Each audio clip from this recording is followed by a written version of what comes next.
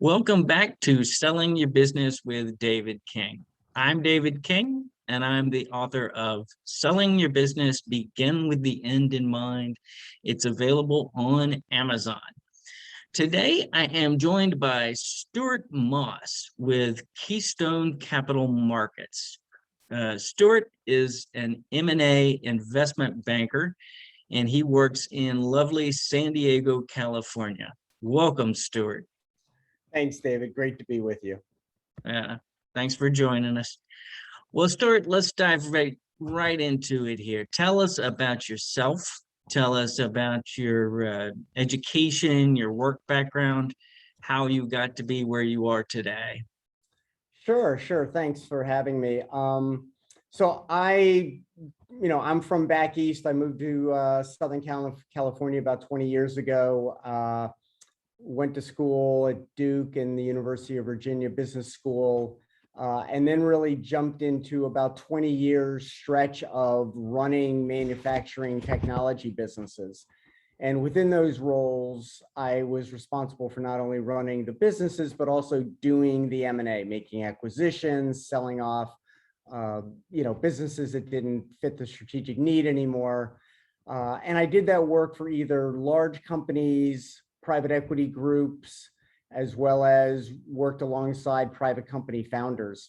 I decided about 15 years ago that, frankly, I enjoyed M&A more than the day-to-day operating of businesses, and it was also a little bit easier than running a day-to-day operating business. So I moved, exclusively into this type of advisory work, and I really rely on my historical operating experience to better appreciate the challenges facing business owners. And I think to better understand how potential investors or buyers view different types of companies. I see. What level of management were you? Were you C-suite management, mid-level management? How big of companies were you typically working for? Right, good question. So for the big companies, I was running a business unit, and sometimes that was the division manager. Sometimes there was some other terminology. With the private equity group, it was president of that individual business, and side by side with the private business owners, again, it was a presidency role. I got it. Well, that's an invaluable perspective to have been on the other side, and I'm sure that clients really appreciate that you've seen it from their side. You've been in the trenches and know how hard it is. Those numbers just don't appear out of nowhere. You got to go out there and plant those seeds. Yeah. Well, tell us today, what type of work do you do at Keystone Capital Markets? I help business owners really do one of two things: either develop and execute growth strategies, and that might involve raising capital to grow the business, take it to the next level, maybe acquire complementary businesses, again, that will really supercharge growth. And the other piece is helping them develop and execute exit strategies that, enhance the company's value prior to some type of transaction. And that transaction could be to a third party or could really just be a generational transfer. So you work both on planning exit strategies, and then I guess also you fulfill your role as an investment banker in doing deals with your clients? Yes, although I'm not a exit planner per se. Those people have very long, complicated processes that they go through, and there's a significant value in what they do. My focus is more on the critical parts of a business that need to be enhanced in order to develop a more valuable organization in terms of a third-party sale, or a more resilient organization in the context of a generational transfer. So I'll often work with an exit planner and focus on those two things and bring a little bit more insight into those things while they work at a broader level. Okay, I see the difference. So the exit planner will work with an owner or a group of owners. How do I look at my whole financial picture here and get out of this business? Your advisory services are more focused on more like business consulting. Here's how you need to grow more profitable or have a long-term trajectory so that you'll have more value. Is that Right, fair? exactly. Okay, perfect. Let's dive into the investment banking. What type of deals are you working on? What's your typical mix of transactions? So Keystone, I'll really talk about Keystone in total because the collaborative nature of our organization really takes the focus off any one individual's experience and really puts it to the company as a whole. Uh, we work with companies that are generating anywhere from 10 million to 200 million in revenue. And I know that's a pretty big range. And I'd say within that, most of our work is companies with revenue between 20 and 100. Um, from an industry standpoint, we're pretty focused on companies providing business to business products or services, typically related to either consumer products, healthcare, manufacturing, media, and technology. I think, as I was saying before, I've got my own areas where I've done more deals, kind of in the food and beverage and the healthcare and the business services. But we work collaboratively as a team at Keystone. So we'll create a team for each client to make sure that one of the two senior people on that team has direct transaction experience in that client's industry. So how many people do you typically staff a deal? So I think we're a little bit different than most of our peers, at least. We're very top heavy. So we have a dozen individuals in our firm and 8 of them are senior, 15 to 25 years of deal experience. We'll typically put 2 of those senior people on a deal and 1 junior person. So as a result, we really have to get much more in the weeds on these deals and are working much more closely with clients than a lot of firms that would really farm a lot of work out to the junior people. Understood. So let's take on a typical deal here. How much time, how much advance notice do you typically get, T minus whatever to get to the closing date of the sale of a business, whatever form that's going to be?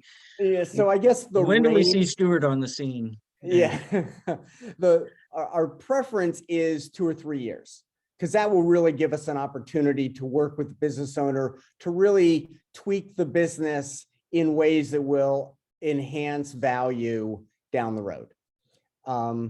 On the other hand, on the other extreme, we also get business owners that show up with a letter of intent. Now, we hope that letter of intent is not signed. And in those cases, we'll run a very quick process, if you will, kind of a market test, just to make sure that the business owner has confidence that the deal that they've been offered is market. Let me jump in at just one helpful tidbit. Everybody get out your pen and write this down. What he just said is the letter of intent is not signed. Take no comfort with those words non-binding. It does mean that you're not bound to do the deal and they're not bound to do the deal, but it's never, ever, ever getting any better than that. Fair enough? And to that point, David, most of those letters of intent have exclusivity periods. So it precludes the business owner from even talking to anybody else for what is typically a 90-day period. It is disappointing how many people can be smart and shrewd about their business, but then this major step comes along and anyway, everybody make note of this. Never sign the LOI until you've talked to somebody. Okay, now we'll move on. We've got an LOI. What do you typically do with those clients? What's the next step to get them ready for a sale? So if we go to the kind of the more typical scenario where they're not coming in with an LOI, Mhm. we'll work with them again if we have a 2 or 3 year runway to help them enhance their business, giving them advice on a variety of things. It might be customer concentration, it might be finding a successor to the business who can carry on for them if they don't want to stay with the business after they sell it. There's other industry specific metrics that investors and buyers really care about when they look at a business. So we'd like to make sure that the business owner is measuring and tracking those types of metrics, because it just comes across as being a much more sophisticated operation with respect to buyers. And that means lower risk to buyers. And at the end of the day, buyers are all about mitigating risk. Mhm. So when a company is ready to kind of take the market, we'll spend a fair amount of time, a month or two, really trying to understand the business and trying to put down on paper, reflecting that business in the most favorable light. We'll put together a list of buyers we think might be willing to pay a premium for the company. And then we'll go to those buyers and try to drum up enough interest so that they'll make some initial offers that we'll bring to the client. The client will decide which of those offers are interesting enough to meet with those prospective buyers. We'll set up those meetings, help them prep for those meetings. And then after those management meetings, we'll go back to those buyers and ask them to submit letters of intent. Okay. So taking just a small step back, before you package those companies and take them out to the market and do your job of making a perfect marriage come together, what are the key indicators of the companies that you're going to be able to get out relatively quickly versus the ones that are going to take a little bit more time polishing on the shelf? So financial performance is first and foremost. Mm-hmm. And I'll use COVID as an example. There's a lot of companies that really suffered during COVID. And there's also some companies that did extraordinarily well during COVID. We need to be able to communicate to buyers in a very clear, concise, defensible way how those experiences either are sustainable in the case of a business doing well, or not sustainable with respect to a business that suffered some significant performance issues during COVID. It's easier now because if a business has recovered or started to recover, let's say at the end of last year, we're now 8 months into a new year in kind of a new normal. And buyers or investors are much less concerned about what happened during COVID. They're much more interested in what's happened since then. Understood. COVID has definitely picked the winners and the losers, and just everybody is taking account of that. So you help your clients pick a good structure for the deal, or at least you're going to try to push for what's in their best interest, knowing that the buyer is certainly going to have a big say in this. And then you also work with them on the range of potential buyers, a strategic, a financial, a range of different buyers. Can you describe those two processes and which typically comes before the other, or do they kind of interplay? Well, I think we start with the business owner's objectives, both on the financial side and the personal side, and I'll call it the legacy side. Because different buyers are going to look at their company very differently. They're going to have different expectations about what's going to happen to the company post-close and what the role of the business owner might be post-close. So that helps determine kind of where we should focus. I think in general, there's really, as you said, there are strategic buyers, there are financial buyers, and then there are what we'll call hybrids. So if I just take them very briefly, a pure financial buyer, typically a private equity group or a family office, they're going to be very focused on either the business owner staying on or the business owner having a really top flight team that has demonstrated the ability to perform without the help of the business owner. Those, the valuations for companies that are bought by financial buyers are going to be lower because that financial buyer really doesn't have anything they already are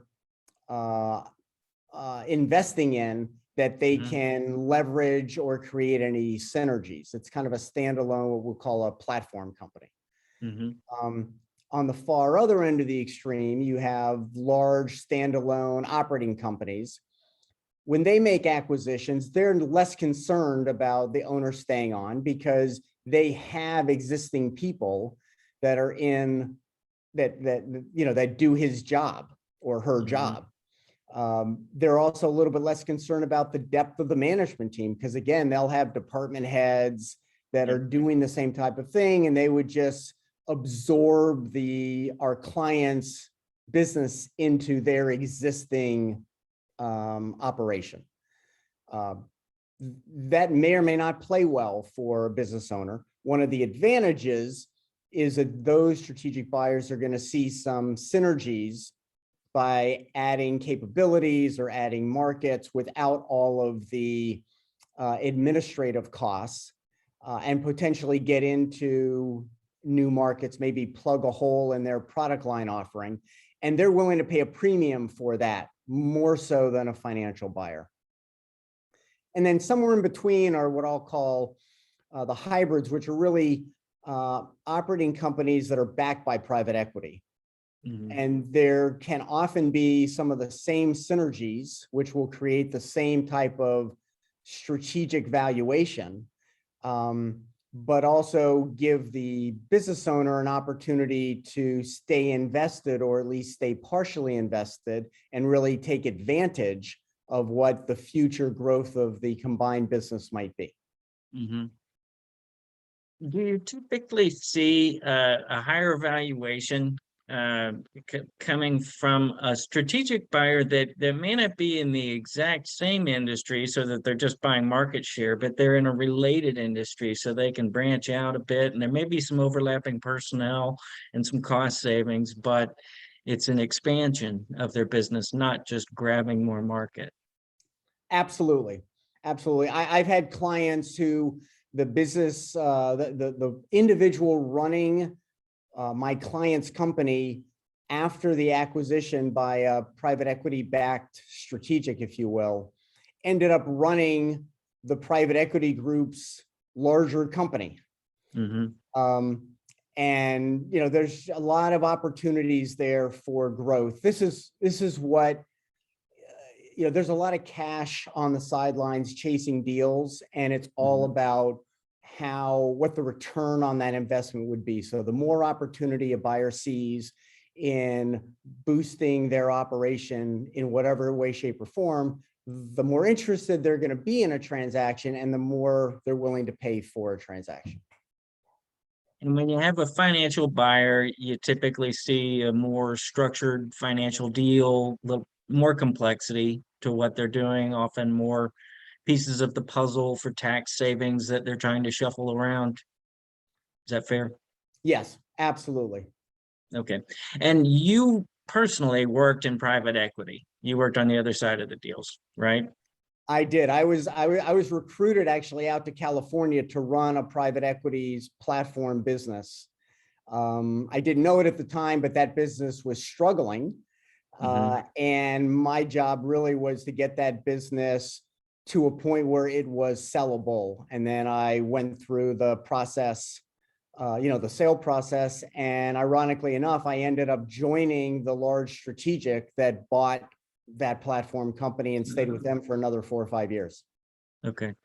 So among investment bankers that are in your sector, are that are filling the middle market investment bankers that do M&A, do you think that a majority of them have some experience working on the other side of the fence when it comes to private equity and financial buyers, or is it kind of about an even split of those who haven't?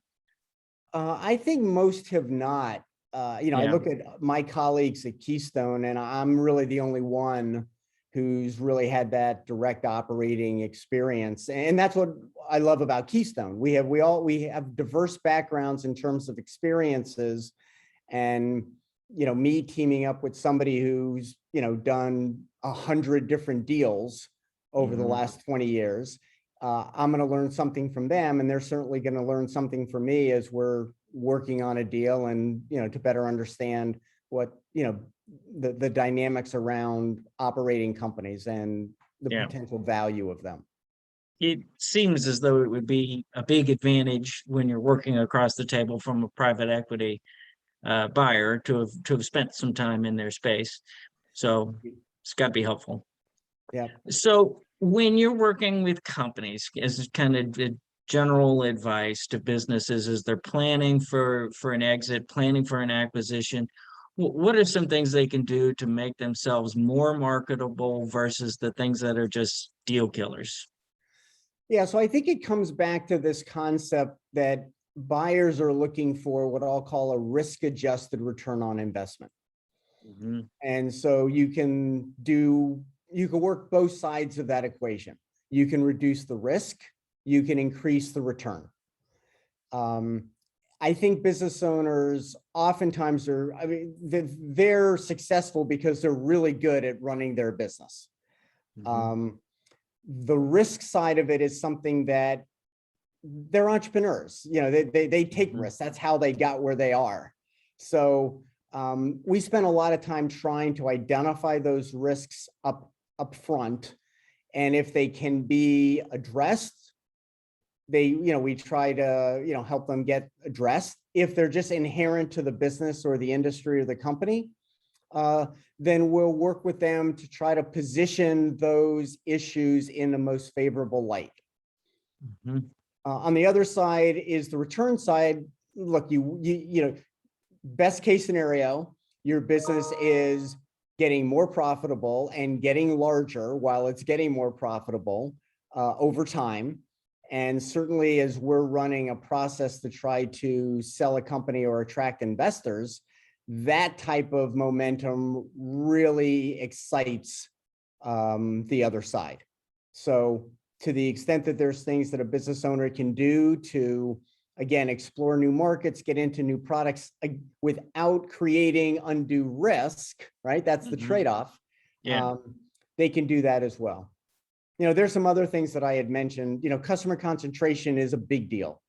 Mhm. How much customer concentration is okay depends on the industry. Some Mhm. industries, 20 or 25% is normal. In other industries, it's a deal killer. So Mhm. that's kind of the work we do. It's not a one size fits all. We look at the specific industry and we come back to the business owner with, these are the 3 or 4 things that buyers or investors in your space really care about. This is what they want to know. If Mhm. you can focus on these and track your progress, you're going to come across as being a much better alternative in investment than other Mhm. companies that are out there.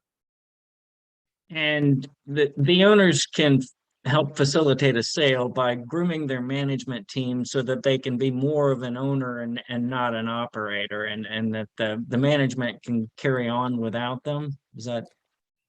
Absolutely. If the business owner doesn't want to remain in the business post close, what we Mhm. generally say to them is, when you're in a meeting with potential buyers or investors, Mhm. the more your management team says, the less you'll have to be involved post close, and Mhm. frankly, the less invested you'll need to be post close. Mhm. And so sometimes, we'll just put it in terms, depending on the size of the deal. We'll tell them, look, every time you open your mouth in this meeting, it's probably costing you $500,000 in enterprise value, in purchase price. Mhm. You have to make yourself as dispensable as possible. Right. Right. So let's say this, Stuart, if you're sitting down next to someone in a bar, you got one beer to share together, and he turns and says, I'm going to sell my business in 5 years. And just in the time you're going to drink just one beer, he's you're willing to give him some freebie advice. He's not going to sign you up right then and there. Sure. What would you say to this guy 5 years out that make this business or this woman more sellable for the most value, and what to look forward to so they're not blindsided by this process they're going to go through? Yeah, I would say every business has, as the movie says, the good, the bad, and the ugly. Mm-hmm.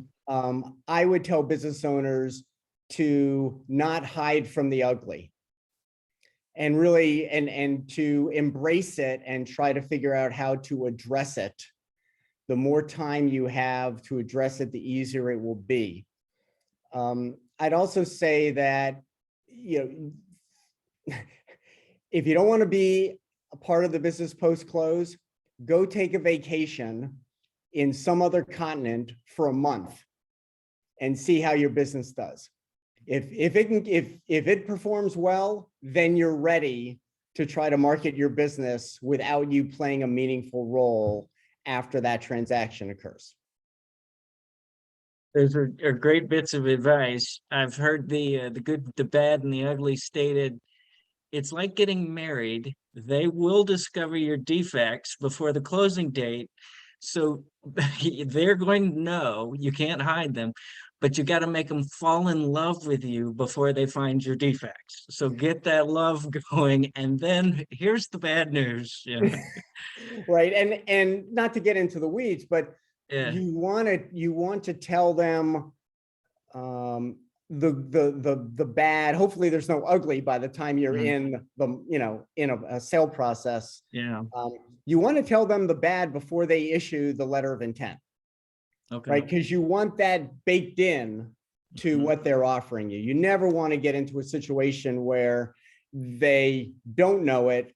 They give you a great LOI number, terms, everything, and then they get into due diligence, and then the bad shows up. That's just a recipe for disaster. Everybody ends up feeling badly about having to reprice the deal or restructure the deal. It's just not a good situation. But if a business retains Keystone Capital Markets and Stuart, he will make the buyer fall in love with you first. That's your job, right? Absolutely. And it's not just one buyer. We want a lot of buyers falling in Buyers love. lined up.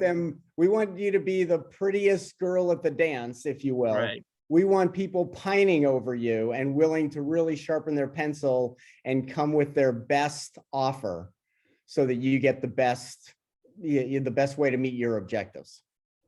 Piece of cake. I'm sure the expectations are always pretty high for what you can do.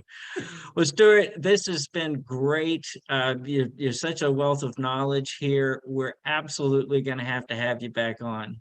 I would love to. Thanks. I enjoyed it. Okay. Well, everybody, have a great holiday weekend, and we will see you again on Selling Your Business with David King.